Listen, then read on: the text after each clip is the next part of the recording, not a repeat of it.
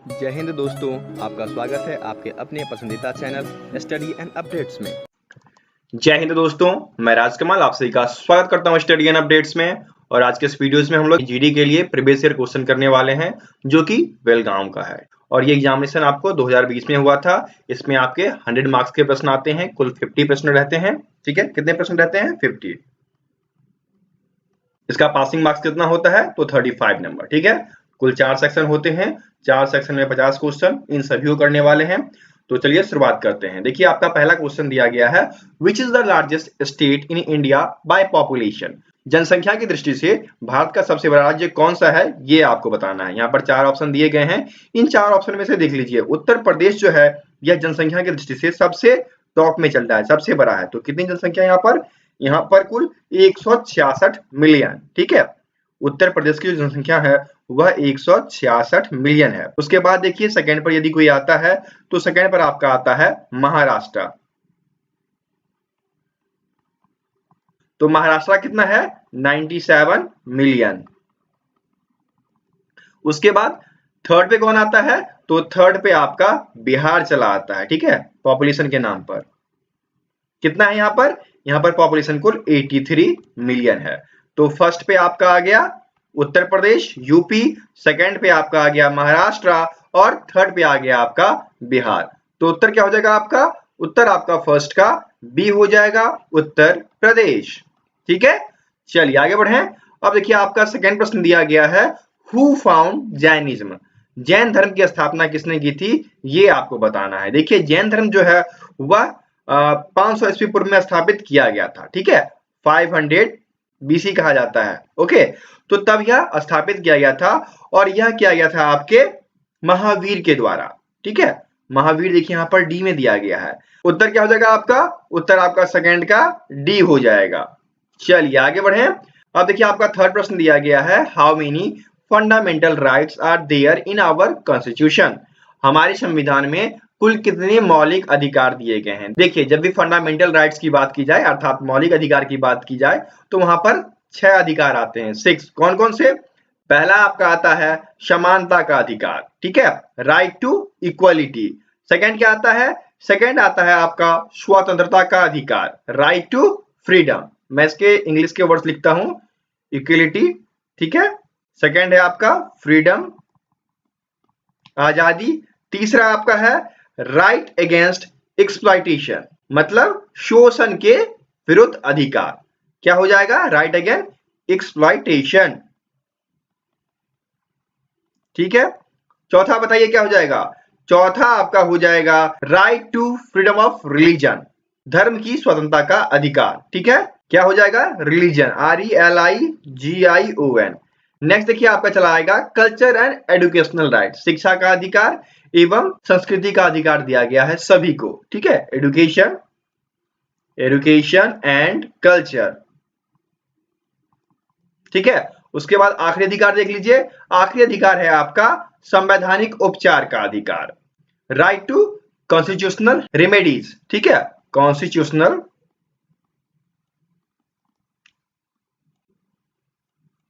ठीक है, तो 6 के 6 अधिकार ये आपके हो गए। उत्तर क्या हो जाएगा आपका? थर्ड का उत्तर आपका ए हो जाएगा। चलिए आगे बढ़े। अब देखिए चौथा आपको दिया गया है, where is the headquarter of United National Organization located. संयुक्त राष्ट्र संगठन का मुख्यालय कहाँ है, ये आपको बताना है। देखिए यह प्रश्न जो है वीवीआई मान लीजिए यह कई बार रिपीटेड है। यह आपको ट्रेडमैन, टेक्निकल, नर्सिंग, ठीक है, जीडी के अलावा इन सभी में भी देखने को मिलेगा। ये प्रश्न बार बार आता रहता है। जल्दी से बताइए क्या हो जाएगा इसका उत्तर? इसका उत्तर हो जाएगा न्यूयॉर्क, जो कि संयुक्त राज्य अमेरिका के अंतर्गत है। ठीक है, तो 4 का सी उत्तर हो जाएगा। अच्छा ये बताइए न्यूयॉर्क के अलावा भी इसके कुछ हेडक्वार्टर हैं क्या, उसके बारे में आपको पता है? न्यूयॉर्क के अलावा जो हेडक्वार्टर हैं वह है जनेवा, जो कि स्विट्जरलैंड में है। ठीक है, और यह 1946 में स्थापित किया गया था। और उसके बाद एक और है, कौन सा है वह? वियना, जो कि ऑस्ट्रिया में है और यह 1980 में खोला गया। ये सभी सब्सिडरी हैं। ठीक है, एक और देख लीजिए, मैं लिख देता हूं थर्ड, यह है आपका नैरोबी, जो कि केन्या में है और यह वर्ष 1996 में स्थापित किया गया है। तो मेन हेडक्वार्टर जो है वह न्यूयॉर्क है, उसके बाद सब्सिडरी ये इन 3 जगह पे है। ठीक है, तो उत्तर क्या हो गया? 4 का उत्तर सी हो जाएगा। चलिए आगे बढ़ते हैं। देखिए 5वां आपको दिया गया है, which is the largest lake in India. Bharat की सबसे बड़ी झील कौन सी है? देखिए सबसे बड़ी झील और यहाँ पर ये 4 ऑप्शन, क्या ये सही है? यदि हम ये 4 ऑप्शन देखें तो ये सभी ऑप्शन जो हैं वह मीठे पानी के हैं और मीठे पानी की झील में वुलर लेक जो है वह सबसे बड़ी झील मानी जाएगी। और ये वुलर लेक कहां पर है? जम्मू एंड कश्मीर में। कितना लंबा चौड़ा है बताइए? यह आपके 260 वर्ग किलोमीटर, ठीक है, 260 स्क्वायर किलोमीटर में फैला हुआ है और ये नेचुरल झील है। उत्तर क्या हो जाएगा? 5 का उत्तर आपका बी हो जाएगा, वुलर झील, जो कि भारत के मीठे पानी के झील में सबसे बड़ा माना जाता है। और भी बहुत सारे कृत्रिम झील हैं जो कि बड़े हैं, लेकिन इन 4 ऑप्शन में ये सबसे बड़ा माना जाएगा। ओके, आगे बढ़ें। अब देखिए छठा आपको दिया गया है, वेयर इज चार मीनार लोकेटेड। यह प्रश्न भी VVI, ये भी VVI है, कई बार आया हुआ है। इसका उत्तर क्या हो जाएगा? हैदराबाद। ठीक है, चार मीनार कब स्थापित किया गया था? 1591 में स्थापित किया गया था। उत्तर क्या हो जाएगा आपका? 6 का उत्तर आपका डी हो गया। ओके, चलिए आगे बढ़े। अब देखिए 7वां आपको दिया गया है, who was the first woman in the world to climb Mount Everest. कहा जा रहा है कि माउंट एवरेस्ट पर चढ़ने वाली दुनिया की पहली महिला कौन थी, ये आपको बताना है। तो देखिए पहली महिला का नाम जैसे ही पूछे आपसे तो आपको याद रखना है जंको टोबोई। ठीक है, जो कि 1970 के दशक में गए थे, 1970 के दशक में। और कहां से थे ये? जापान से थे। ठीक है, उत्तर क्या हो जाएगा आपका? 7 का उत्तर सी हो जाएगा। ठीक है, आगे बढ़े। अब देख लीजिए 8वां आपको दिया गया है, in which state is the hill station Nainital located. क्या दिया गया है कि हिल स्टेशन नैनीताल किस राज्य में स्थित है? देखिए नैनीताल जो है यह आपके उत्तराखंड, जो कि नैनीताल जिला के अंतर्गत आता है। और यदि हम संभाग की बात करें, डिवीजन की बात, तो कुमाऊं कहा जाता है। ठीक है, उत्तर क्या हो जाएगा? उत्तराखंड। 8 के ए में दिया गया है तो 8 का ए उत्तर हो जाएगा। आगे बढ़े। अब देखिए 9वां आपको दिया गया है, what is the human body's blood pressure gauge. मानव शरीर का रक्तचाप नापने का यंत्र क्या कहलाता है? तो रक्तचाप नापने का यंत्र जो है वह रक्त दाब मापी कहलाता है, एस्पाइगोनोमीटर। ठीक है, एस्पाइगोनोमीटर, जो कि यहाँ पर डी में दिया गया है, तो उत्तर आपका डी हो जाएगा। आगे बढ़े। अब देखिए 10वां आपको दिया गया है, where is the largest shipyard in India located. देखिए शिपयार्ड की बात जैसे ही आए और वो भी लार्जेस्ट कर देना तो आपका हो जाएगा कोची वाला। कोची में कोचीन शिपयार्ड लिमिटेड जो है यह सबसे लार्जेस्ट माना जाता है और यहाँ पर भारत में सबसे बड़ी जहाज का निर्माण होता है और इसका रखरखाव भी होता है। क्या नाम है? Cochin shipyard limited. ठीक है, उत्तर क्या हो जाएगा आपका? 10 का उत्तर आपका बी हो जाएगा। चलिए आगे बढ़े। अब देखिए 11 दिया गया है, ISI is the intelligence branch of which country. ISI किस देश के खुफिया शाखा है? तो जल्दी से बताइए इसका उत्तर क्या हो जाएगा? बहुत ही फेमस है, क्या हो जाएगा? ISI जो है यह पाकिस्तान का खुफिया विभाग है। ठीक है, ये देखिए यहाँ पर डी में दिया गया है पाकिस्तान, तो उत्तर क्या हो जाएगा 11 का? डी हो जाएगा। आगे बढ़े। अब देख लीजिए 12 दिया गया है, who is the author of अर्थशास्त्र। अच्छा ये बताइए, अर्थशास्त्र कौटिल्य, कौटिल्य का दूसरा नाम क्या है? सबको पता है? कौटिल्य का दूसरा नाम हो जाएगा आपका चाणक्य। ठीक है, यदि कहीं पर कौटिल्य ना देकर चाणक्य दिया गया हो तो भी आपको उत्तर चाणक्य लगा के आना है। याद रखिएगा, अर्थशास्त्र कौटिल्य और कौटिल्य का ही नाम है चाणक्य। ओके, तो उत्तर क्या हो जाएगा? 12 का उत्तर आपका सी हो जाएगा। चलिए आगे बढ़ते हैं। 13 दिया गया है, what is the capital of Syria. Syria की राजधानी, तो सीरिया की राजधानी जो है वह आपका दमिश्क हो जाएगा, जो कि यहाँ पर बी में दिया गया है, तो उत्तर क्या हो जाएगा आपका? 13 का उत्तर आपका बी हो गया। ओके, चलिए आगे बढ़ते हैं। 14 दिया गया है, on which date National Education Day is celebrated. राष्ट्रीय शिक्षा दिवस कब मनाया जाता है ये बताना है। देखिए राष्ट्रीय शिक्षा दिवस जो है यह आपके भारत के पहले शिक्षा मंत्री जो कि मौलाना अब्दुल कलाम आजाद थे, उनके जयंती पर मनाया जाता है। ठीक है, और ये मनाया जाता है आपको 11 नवंबर को। 11 नवंबर देखिए यहाँ पर डी में दिया गया है, तो 14 का डी उत्तर हो जाएगा। अच्छा ये बताइए, मौलाना अब्दुल कलाम आजाद कब से कब तक अपने पद पर रहे थे? तो 15 अगस्त 1947 से लेकर 2 फरवरी 1958 तक अपने पद पर रहे थे, और ये भारत के प्रथम एजुकेशन मिनिस्टर थे। इसी वजह से 11 नवंबर को हम लोग शिक्षा दिवस के रूप में मनाते हैं। ठीक है, चलिए आगे बढ़ते हैं। अब देखिए आपका 15वां क्वेश्चन जो कि जीके का आखिरी क्वेश्चन दिया गया है, who was the founder and first Guru of Sikkim. Sikh धर्म के संस्थापक और प्रथम गुरु कौन थे ये आपको बताना है। तो सिख धर्म के संस्थापक और फर्स्ट गुरु जो हैं वह गुरु नानक देव हैं। और 10वें गुरु कौन है? तो गुरु गोविंद सिंह। तो यहाँ पर गुरु नानक देव आप ढूंढ लीजिए, आपकी बी में दिया गया है, तो 15 का उत्तर आपका बी हो जाएगा। इस प्रकार से जीके के प्रश्न यहाँ पर खत्म होते हैं। दोस्तों, आप सभी की सुविधाओं का ख्याल रखते हुए अग्निवीर एग्जाम के लिए ऑनलाइन मॉक टेस्ट सीरीज दिया गया है जो कि बिल्कुल मुफ्त है, और वहां पर जाने के लिए आप studyupdates.in पे आएंगे। .in पे आने के बाद जैसे ही आप Agniveer online mock test series के पेज पर आएंगे, आपको ये सभी चीजें देखने को मिलेगी। ठीक है, तो यदि आप जीडी की तैयारी कर रहे हैं तो आप अग्निवीर जीडी में जाएंगे, और अग्निवीर जीडी में जाने के बाद आप देखेंगे कि इस प्रकार से आपको मॉक टेस्ट सीरीज अवेलेबल है। और यदि आपको मॉक टेस्ट सीरीज लगाना है तो यहाँ पर आप क्लिक करेंगे, क्लिक करते ही आपको ये टेस्ट सीरीज खुल के सामने आ जाएगा। ठीक है, यहाँ पर आपको प्रश्न दिया गया है, जैसे यहाँ पर दिया गया है द फेमस बुक गीत गोविंद। तो गीत गोविंद जो है जयदेव के द्वारा लिखा गया था, तो मैंने जयदेव पे क्लिक कर दिया। ठीक है, अब जैसे यहाँ पर दिया गया है where is the headquarter of United Nation, संयुक्त राष्ट्र का मुख्यालय कहाँ है? तो पहले जेनेवा था, फिर बाद में न्यूयॉर्क हो गया, न्यूयॉर्क। एक आध उत्तर मैं गलत कर देता हूँ ताकि मैं देखूं कि कैसा आपको इंटरफेस आता है। तो इस प्रकार से जैसे आप सारे प्रश्न लगा लोगे, 50 प्रश्न है, 50 प्रश्न लगाने के बाद आपको नीचे एक ऑप्शन दिया गया है फिनिश का। जैसे ही फिनिश पे क्लिक करेंगे, फिनिश पे क्लिक करते ही आपको बता देगा कि आपने 50 में से 3 प्रश्न किए, तो आपका 6% मार्क्स मिला। ठीक है, और जो सही उत्तर होगा उस पे आपको इस प्रकार से आ जाएगा। ठीक है, सही उत्तर है इस प्रकार से आ जाएगा, गलत उत्तर होगा तो वो भी इंडिकेट कर देगा रेड से कि आपका उत्तर गलत है। ठीक है, तो इस प्रकार से आप फ्री में मॉक टेस्ट दे पाएंगे। ओके, अब देखिए आपका बी सेक्शन जिसमें कि जनरल साइंस के क्वेश्चन होते हैं, और इसमें आपको 15 क्वेश्चन देखने को मिलते हैं। पहला क्वेश्चन दिया गया है, the sky appears blue because of. प्रकाश के कारण आकाश नीला दिखाई क्यों देता है? बताइए जल्दी से। तो आपने सुना होगा स्कैटरिंग ऑफ लाइट। जैसे कि आप जानते हैं कि पृथ्वी के वायुमंडल में गैस और बहुत सारे कण जो हैं वह सभी दिशाओं में सूर्य के प्रकाश को बिखेरती हैं, और क्या होता है कि बाकी कलर के अलावा नीला कलर जो है वह अधिक मात्रा में बिखेर देती है। इसी वजह से छोटे छोटे तरंगे जो हैं वह नीली दिखाई देती है, और हमारा आकाश जो है वह नीला दिखाई देता है। ठीक है, उत्तर क्या हो जाएगा?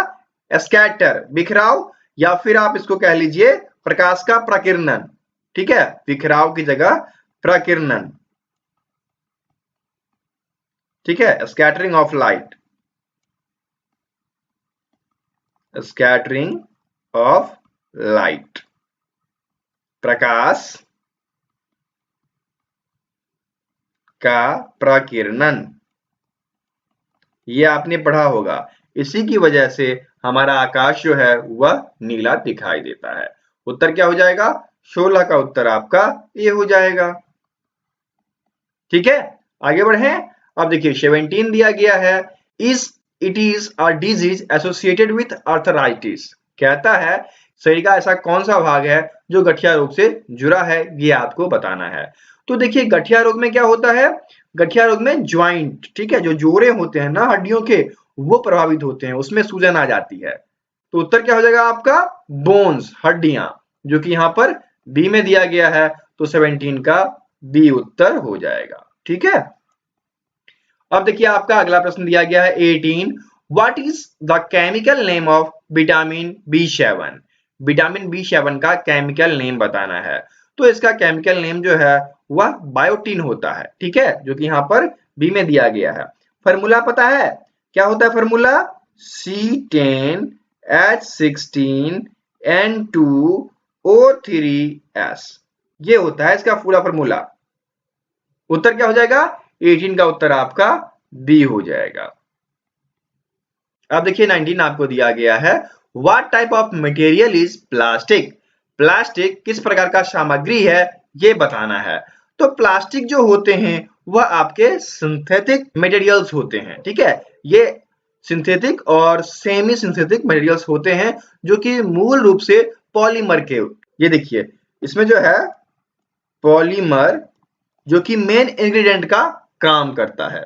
तो उत्तर क्या हो जाएगा? देखिए यहाँ पर सिंथेटिक आपके ए में दिया गया है, बाकी सॉलिड आर्टिफिशियल ये सब दिया गया है, तो उत्तर आपका 19 का ए हो जाएगा। समझ गए? आगे बढ़े। अब देखिए 20 दिया गया है, which of the following is a semiconductor. इनमें से अर्धचालक कौन सा है? देखिए अर्धचालक का नाम जब भी आता है तो सबसे पहले मनुष्य के मुख पर सिलिकॉन आता है। क्या आता है? सिलिकॉन। फिर सेकंड में क्या आता है? जर्मेनियम, ठीक है, जर्मेनियम।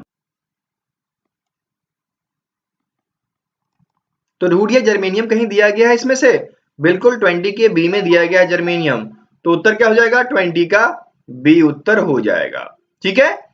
आगे यहां पर देख लीजिए, ग्लास जो है यह अवरोधक होता है, एल्यूमिनियम सुचालक होता है, गोल्ड सुचालक होता है, इसलिए जर्मेनियम यहां पर आपका सेमीकंडक्टर हो जाएगा। आगे बढ़िए, 21 दिया गया है, नोबल मैटर निम्नलिखित में से कौन सा उत्कृष्ट धातु है। लास्ट टाइम मैंने बताया था ना आपको, उत्कृष्ट धातु कौन से होते हैं? वो धातुएं जो ऑक्सीजन या फिर नमी या पानी कह लीजिए, इन सब के संपर्क में आने से किसी प्रकार का प्रभाव नहीं होता, वो कहलाते हैं नोबल मेटल। तो यहाँ पर देखिए आपको दिया गया है गोल्ड, आयरन, कॉपर, एल्यूमिनियम। तो इन सभी में देखना, यदि पानी के संपर्क में या किसी भी नमी के संपर्क में आते हैं तो इन पे जंग लग जाता है, ये खराब हो जाती हैं। वहीं सोना जो है इस पे किसी भी प्रकार का इफेक्ट नहीं पड़ता है, इसलिए सोना आपका नोबल मेटल के अंतर्गत आता है। तो उत्तर क्या हो जाएगा? 21 का उत्तर आपका ए हो जाएगा, ठीक है। आगे बढ़े। अब देखिए 22 दिया गया है, the dimension of physical quantity of power is. Power का अर्थात शक्ति का भौतिक आयाम क्या है, ये आपको बताना है। ये बहुत ही इंपॉर्टेंट क्वेश्चन है, आप लोग को याद होना चाहिए। शक्ति का आयाम क्या होता है? शक्ति का आयाम आपका m to the power 1, l to the power 2 और t टू द पावर -3 हो जाता है, ठीक है। क्या यह कहीं दिया गया है? देखिए तो यह आपके बी में दिया गया है, तो 22 का उत्तर आपका बी हो जाएगा। और भी कुछ आयाम है फोर्स के, जिसको आप बल कहते हो, इसका भी याद रखना। इसका होता है m1 l t -2 हो जाता है, और l पे 1 डाल दीजिए, जहां पर नहीं है वहां पर 1 होता है, ठीक है। उसके बाद वर्क का जान लीजिए, कार्य का आयाम क्या होता है? तो कार्य का आयाम आपका m to the power 1, l to the power 2 और t टू दी पावर -2 हो जाता है, ठीक है। इसी प्रकार संवेग, मोमेंटम आप जानते हैं ना, संवेग, इसका बताइए, इसका क्या हो जाता है? m to the power 1 l t the power -1, ठीक है। m टू दी पावर 1 है, -1 नहीं है, और यहां पर t टू दी पावर -1 है, ठीक है, ये याद रखिएगा। और प्रेशर का भी बता दूं, दाब का, प्रेशर का, दाब बोलते हैं आप इसको। इसका क्या होता है? इसका होता है m to the power 1 l to the power -1 और t टू दी पावर -2 हो जाता है, ठीक है। ये आपके कुछ आयाम हैं जो कि महत्वपूर्ण हैं, इनको आप याद रखिएगा। आगे बढ़े। अब देखिए 23 दिया गया है, which of the following metal is a liquid. ये भी BVI क्वेश्चन भैया, जब देखो हर तीसरे एग्जामिनेशन में ये टपक पड़ता है। जल्दी से बताइए इसका उत्तर। रूम टेम्परेचर पे लिक्विड कौन रहता है? पारा, Hg, है ना। उत्तर क्या हो जाएगा? 23 का उत्तर आपका डी हो जाएगा, ठीक है। ये सब तो आंख मूंद के मार दोगे। अगला देख लीजिए 24 दिया गया है, पेनिसिलिन एज। पेनिसिलिन क्या है? जल्दी से बताइए। पेनिसिलिन आपका एंटीबायोटिक के रूप में काम करता है, याद है ना ये सब चीज। चलिए थोड़ा सा जान लीजिए इसके बारे में। पेनिसिलिन जो है यह एंटीबायोटिक दवाओं का एक समूह है जो कि मूल रूप से पेनिसिलियम मोल्ड से प्राप्त होता है। तो उत्तर क्या हो जाएगा? 24 का उत्तर आपका बी हो जाएगा एंटीबायोटिक। 24 का बी उत्तर हो गया।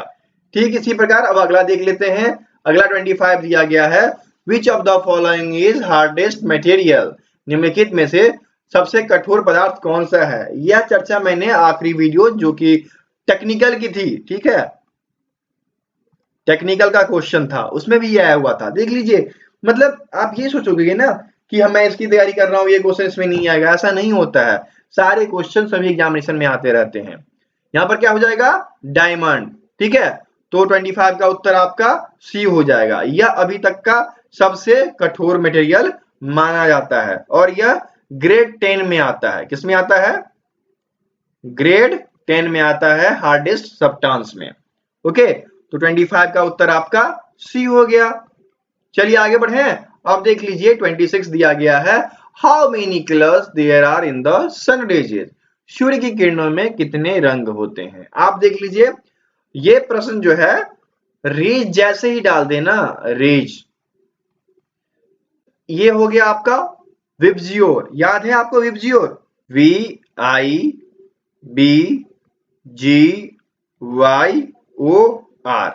ठीक है। V for violet, I for indigo, B for blue, G for green, Y for yellow, O for orange, R for red.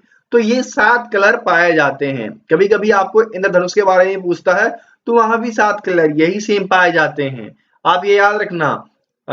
Technical में सूर्य की किरण की जगह क्या दिया गया था कि इंद्रधनुष में कितने रंग पाए जाते हैं, और उसमें यह था कि जैसे यहाँ पर ब्लू होता है तो उसमें ब्लैक ऑप्शन दिया गया था कि इनमें से कौन सा नहीं पाया जाता ये बताना है, ठीक है। तो उत्तर क्या हो जाएगा यहाँ पर चलिए 26 का डी उत्तर हो जाएगा कि सूर्य की किरण में 7 रंग होते हैं। उत्तर हो गया आपका 26 का डी, ठीक है। चलिए आगे बढ़े। अब देख लीजिए 27 दिया गया है, which of the following is a bacterial disease, निम्नलिखित में से कौन सा जीवाणु जनित रोग है। तो देखिए जीवाणु जनित रोग की बात जब भी आती है तो उसमें आपका हैजा, डिप्थेरिया, ठीक है, उसके बाद टेटनस या फिर लाइम रोग या फिर टीबी या फिर उसको आप तपेदिक कहते हैं या फिर क्षय रोग कहते हैं, ठीक है। इसको ट्यूबरक्लोसिस लिख दिया, बच्चे कभी कभी फंस जाएंगे। या तो ये आपको ये विभिन्न रूप में मिलता है, कहीं पर टीबी लिखा हुआ रहेगा, कहीं पर ट्यूबरक्लोसिस लिखा हुआ रहेगा। ये देखिए यहाँ पर क्षय रोग दे दिया, यहाँ पर ये कभी तपेदिक दे सकता है,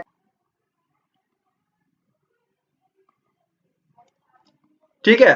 तो इन सभी में आपको यही ऑप्शन टिक करना है, इसलिए 27 का सी उत्तर हो जाएगा। चलिए आगे बढ़ते हैं। 28 दिया गया है, विच device convert sound energy into electrical energy, कौन सा उपकरण जो है वह ध्वनि ऊर्जा को विद्युत ऊर्जा में परिवर्तित करता है। तो देखिए ये सभी लोग बचपन से देखते आए हैं, जब भी नेता लोग आते हैं या फिर कहीं आप जा रहे हो तो यदि भाषण हो रहा होता है तो वहां माइक का प्रयोग किया जाता है। माइक क्या करता है, यह कन्वर्ट करता है जो भी साउंड एनर्जी है उसको इलेक्ट्रिकल एनर्जी में कन्वर्ट करता है, फिर आपको साउंड बॉक्स से सुनाई देता है, ठीक है। तो देखिए माइक्रोफोन जो कि आपके यहाँ पर बी में दिया गया है, तो 28 का उत्तर आपका बी हो जाएगा, ठीक है। चलिए आगे बढ़े। अब देखिए 29 आपको दिया गया है, the instrument used to measure electric current is, विद्युत धारा मापने के लिए हम किस उपकरण का प्रयोग करते हैं ये आपको बताना है। तो जल्दी से बताइए, एमीटर का प्रयोग किया जाता है, ठीक है। देखिए यहाँ पर कहाँ दिया गया एमीटर, एमीटर आपके ए में दिया गया है, तो 29 का ए उत्तर हो जाएगा। अच्छा ये बताइए, एमीटर और वोल्ट मीटर मैंने आखिरी वीडियो में चर्चा किया था, यदि आप सबने देखा होगा तो बहुत अच्छी बात है, क्योंकि जो लेवल था वह सिमिलर ही था, 10th लेवल ही था। और यहाँ पर देखिए एमीटर जो है वह सीरीज में जोड़ा जाता है, वहीं पर वोल्ट मीटर जो है यह पैरेलल जोड़ा जाता है, समझ गए। यहाँ पर उत्तर आपका 29 का ए हो गया। चलिए आगे बढ़ते हैं। आखिरी प्रश्न है यह जीके का, और इसमें दिया गया है कि what is the formula of cooking salt, ठीक है। खाना पकाने के लिए जो हम नमक यूज करते हैं उसका फॉर्मूला बताना है। तो जल्दी से बताइए क्या हो जाएगा, सोडियम क्लोराइड NaCl।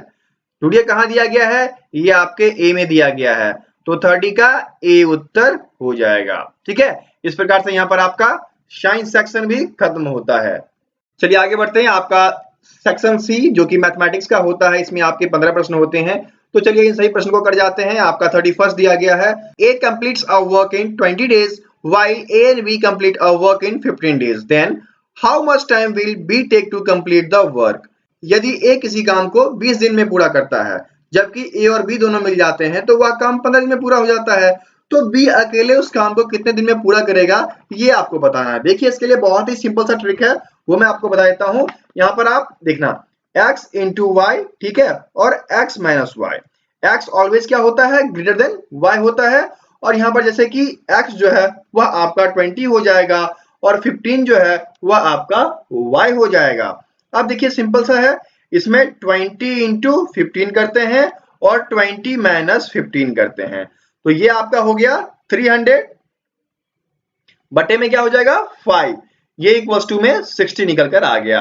अर्थात बी जो है उस काम को 60 डे में पूरा करेगा। ठीक है, 31 का उत्तर आपका बी हो जाएगा। ओके, चलिए आगे बढ़ते हैं। 32 दिया गया है, A and B takes 18 hours and 12 hours to fill a tank by the pipe.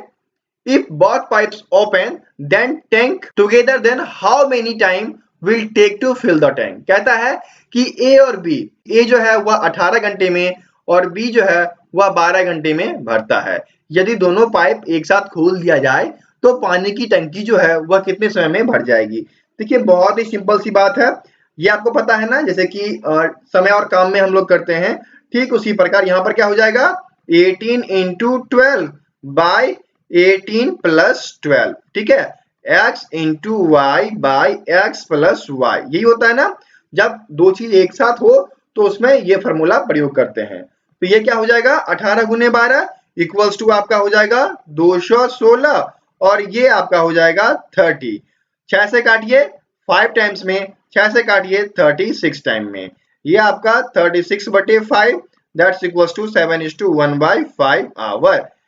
आप इन दोनों में से किसी भी रूप में दिया गया हो उसे टिक कर सकते हो। तो यहाँ पर 36/5 है जो कि ए में दिया गया है, तो 32 का उत्तर आपका ए हो जाएगा। चलिए आगे बढ़ते हैं। देखिए 33 दिया गया है, there is profit of 15% on selling a mobile for ₹4,600, find the cost price of the mobile. कहा जा रहा है कि एक मोबाइल को 4600 रुपए में 15% का लाभ होता है, तो मोबाइल का क्रय मूल्य क्या है ये बताना है।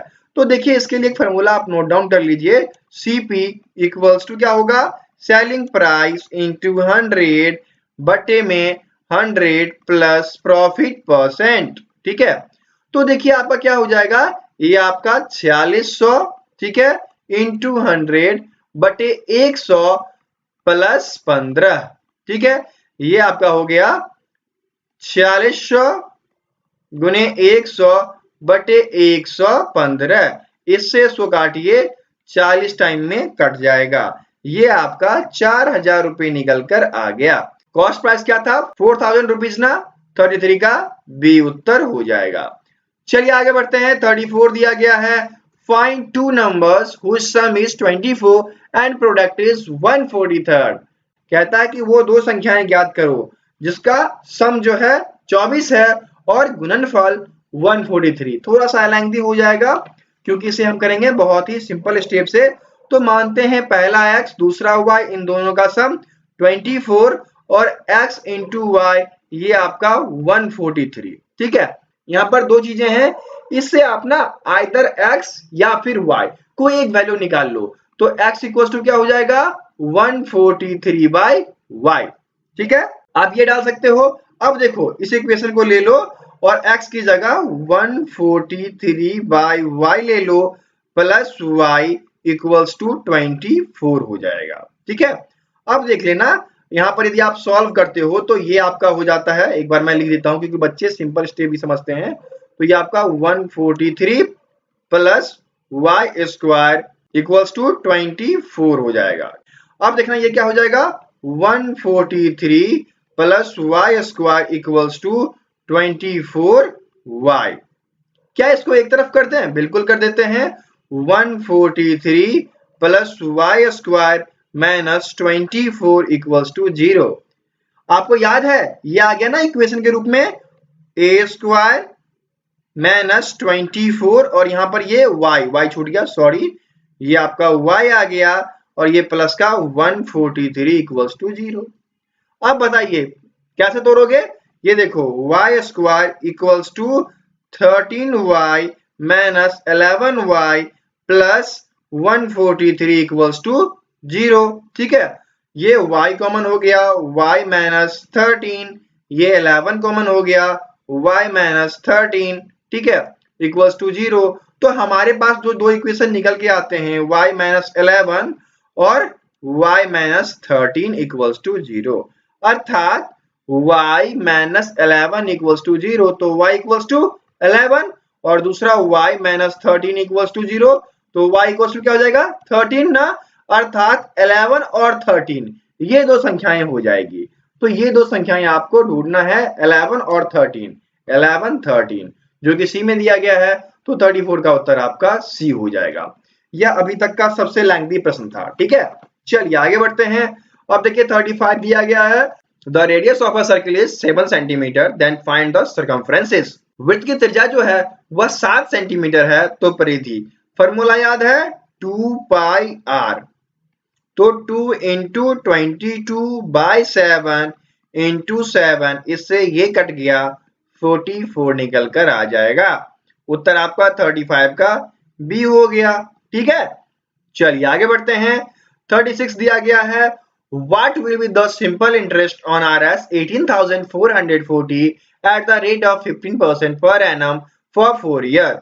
18,440 रुपये पर 15% प्रति वर्ष की दर से 4 वर्ष के लिए साधारण ब्याज। फॉर्मूला याद है, SI इक्वल्स टू PRT, तो डाल दीजिए ना उसमें। ये लीजिए 18,440 इंटू 15 इंटू 4/100, इससे ये काटिए 25 टाइम्स में, ये आपके 5 टाइम्स में, ये आपके 3 टाइम्स में, और इससे ये काटिए तो ये आपके 3688 टाइम में, तो 3688 इंटू 3 ये आपको देता है 11,064।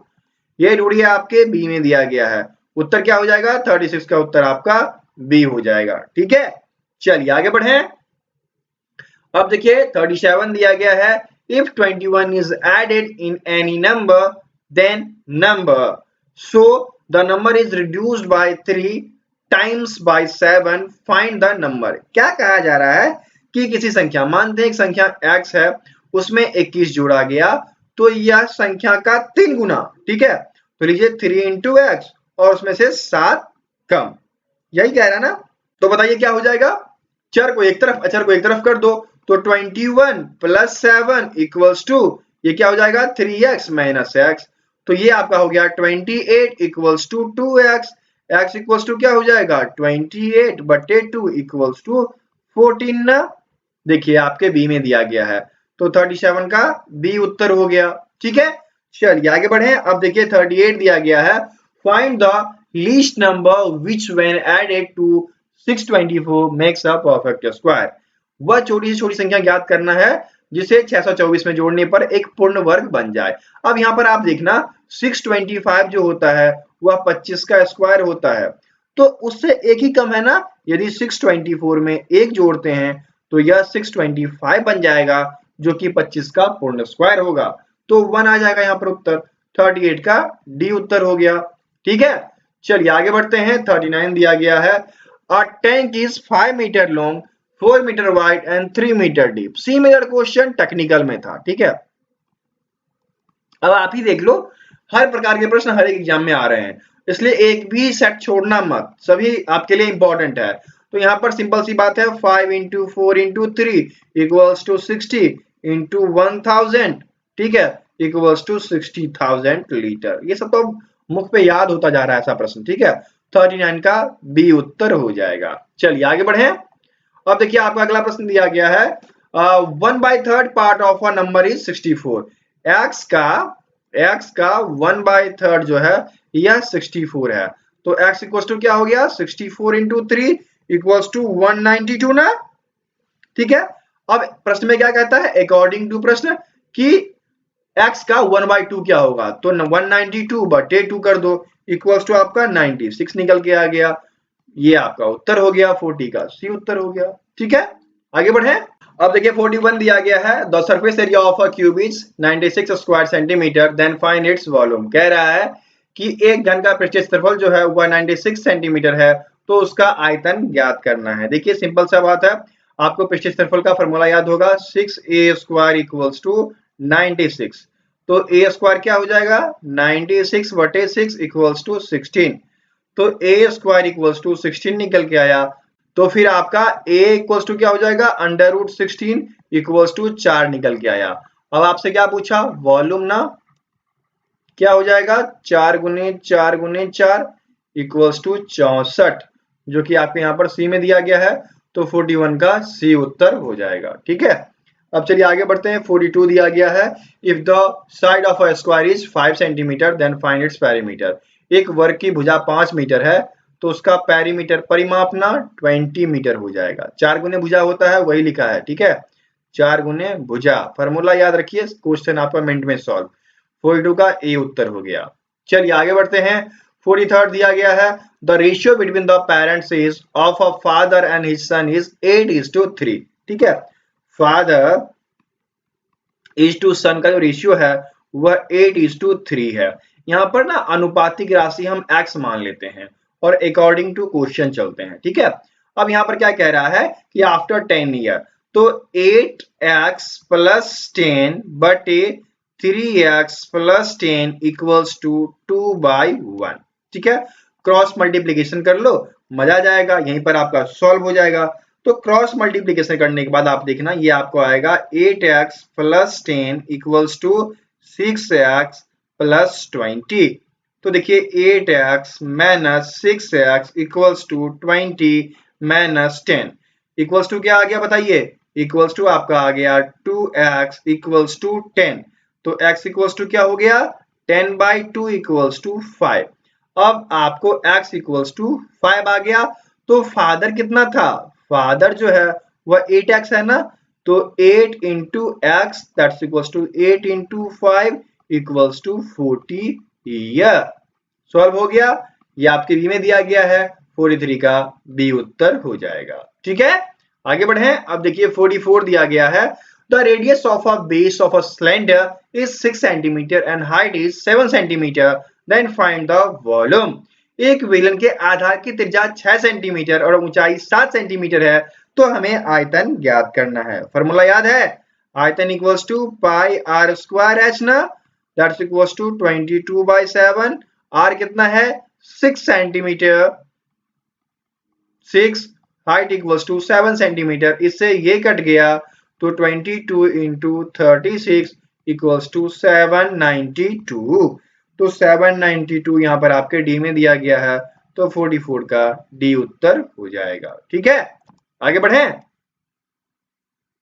अब देखिए 45 दिया गया है और इसमें आपसे कह रहा है कि what will be the greatest number divisible by 15, 12 and 30 leaves all reminder the same. कहता है कि 15, 12 और 30 को विभाजित करने वाली सबसे बड़ी संख्या क्या होगी जिसका शेष हमेशा समान होगा। तो सबसे बड़ी बात देख लीजिए, यहाँ पर आपको एलसीएम निकालना है। ठीक है, एलसीएम, यहाँ पर आप 15, 12 और 30 का एलसीएम निकाल दो। 5 × 15, ये 12 ही आ जाएगा, ये 6 बार में। फिर 3 से लगा दो, 1, 4, 2, फिर 2 से लगा दो, 1, 2, 1, फिर 2 से लगा दो, 1, 1, 1। क्या हो गया आपका 5 × 3 × 2 × 2 इक्वल्स टू 60। तो 60 के आसपास वाला ले लो, 60 के आसपास वाला लोगे, यहाँ पर 62 दिया गया है, उत्तर आपका 62 हो जाएगा। ठीक है, तो 45 का ए उत्तर हो जाएगा। ठीक है, अब मैंने 62 क्यों लिया, अब देखो यदि 15 से 12 से 30 से भाग दोगे 60 में तो 60 पूरा पूरा कट जाएगा। तो 62 के आसपास वाला लोगे ना, तो उन सभी में शेष आपका 2 ही बचेगा। ठीक है, भाग देके वेरीफाई कर लेना। तो इस प्रकार से यहाँ तक का प्रश्न सॉल्व हो गया, मैथ समाप्त। अब पार्ट डी जो है यह रीजनिंग का होता है और इसमें 5 प्रश्न होते हैं, तो उसे भी सॉल्व कर लेते हैं। यहाँ पर देखिए पहला प्रश्न आपको दिया गया है 46 में कि Ram walks 5 kilometre towards east from his palace, then he turn north and walk 2 kilometre, finally he turned left and walked 3 kilometer. How far is he from the starting point? Ram जो है अपने स्थान से पूर्व की ओर 5 किलोमीटर चलता है, फिर उत्तर की ओर मुड़ जाता है, फिर 2 किलोमीटर चलता है, अंत में बाएं मुड़कर 3 किलोमीटर चलता है। अब वह प्रारंभिक बिंदु से कितनी दूरी पर है ये बताना है। बहुत ही अच्छा क्वेश्चन, देख लीजिए। आपको ये हमेशा याद रखना है, ठीक है। नॉर्थ, साउथ, ईस्ट, वेस्ट, और प्रश्न इसी पे सॉल्व होगा। अब यहाँ पे आप देखना, ये क्या करता है, ये इस पॉइंट पे है और यहाँ से 5 किलोमीटर पूर्व की ओर चलता है। 5 किलोमीटर, 5 किलोमीटर ईस्ट चला। यहाँ आने के बाद फिर वह उत्तर की ओर मुड़ जाता है और फिर कितना चलता है, 2 किलोमीटर, 2 किलोमीटर। फिर देखिए क्या होता है, वहां से यह बाएं की ओर मुड़ता है। ये इसका लेफ्ट पार्ट, ये इसका राइट पार्ट। तो बाएं मुड़ा और 3 किलोमीटर आ गया, 3 किलोमीटर लेफ्ट चला। अब वह इस स्थान पे है, देखना यहां से चलना शुरू किया था और अभी वह इस स्थान पे है। तो हमें ये निकालना है ना, यदि हम ये निकाल लेते हैं तो पता चल जाएगा कितना दूर है। तो इसके लिए देखना क्या हो जाएगा कि इसके सामने यदि आपने सॉल्व किया होगा तो ये आपको ध्यान होगा कि ये ऊपर की जो दूरी है वह नीचे की दूरी हो जाएगी। तो यहाँ पर कितना बचेगा, कुल 5 था, 5 में से 3 गया, 2 बचेगा। और ये कितना है, ये इसके बराबर है, तो ये 2 हो गया। अब आपको ये निकालना है ना, तो h इक्वल टू क्या होता है, अंडर रूट 2 का स्क्वायर प्लस 2 का स्क्वायर। ये 2 है बेस, ठीक है, ये 2 है परपेंडिकुलर। तो ये क्या हो गया, under root 4 plus 4 equals to under root 8। तो ये आपका 2 रूट 2 हो जाता है। ढूंढिए कहां दिया गया है, ये आपके सी में दिया गया है। तो 46 का सी उत्तर हो जाएगा। ठीक है, आगे बढ़े। अब देखिए आपका अगला प्रश्न 47 दिया गया है कि ए बी सी, ठीक है, ए बी सी, इसको कोड किया जाता है ई एफ और जी में। देखना ए से यदि हम चलते हैं तो बी सी डी तब जाकर ई मिलता है, अर्थात +4। इसी प्रकार बी से एफ जाते हैं +4, सी से जी जाते हैं +4। तो वही चीज हमें के एल एम के साथ करना है। तो के से +4 चलेंगे, ठीक है, एल एम एन ओ, ठीक है, एल से चले पी, एम से चले क्यू, तो आपको ओ पी क्यू मिला, ठीक है, ये पी है। तो यहाँ पर ओ पी क्यू ढूंढिए जो कि आपके ए में दिया गया है। तो 47 का ए उत्तर हो गया। ठीक है, आगे बढ़े। अब देख लीजिए 48 दिया गया है, Mohan position is 13th from the right and 14th from the left in a class, how many student in a class. Mohan का स्थान जो है दाएं से 13वां और बाएं से 14वां है। तो मोहन तो 2 बार काउंट हो गया ना, एक बार बाएं से भी। देखिए ये यदि क्लास में बच्चे बैठे हैं तो मोहन इस तरफ से 13वां स्थान पे है और इस तरफ से 14वें स्थान पे है। तो मोहन 2 बार काउंट हो रहा है ना, तो 13 + 14 और इसमें से एक काउंट मोहन का घटा लेते हैं तो क्या हो जाएगा बताइए। यहाँ पर आपका 26 उत्तर चला आएगा। क्लास में कुल 26 छात्र हैं, तो 48 का सी उत्तर हो गया। ठीक है, आगे बढ़े।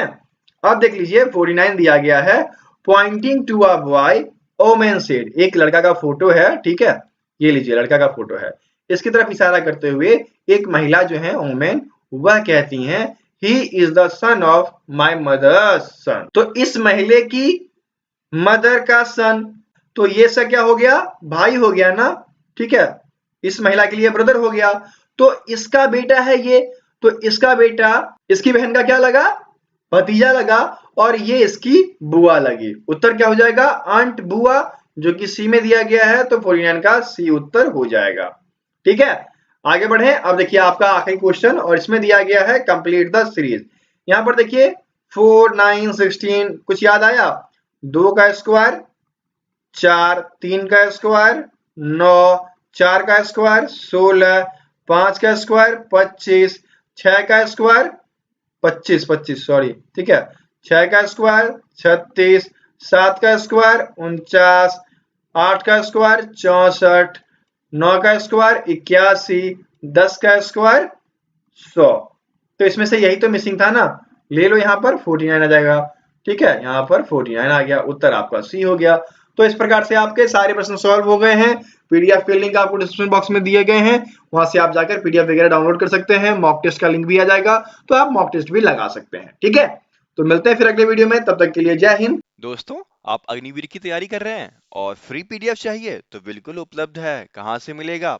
आप आएंगे studyandupdates.com पे। यहाँ पर आने के बाद अग्निवीर पीडीएफ में चलेंगे, अग्निवीर पीडीएफ में जाने के बाद यहाँ पर आपको विभिन्न प्रकार के, जैसे आपको जीडी के, ट्रेडमैन के, नर्सिंग के, सबके उपलब्ध हैं, ठीक है।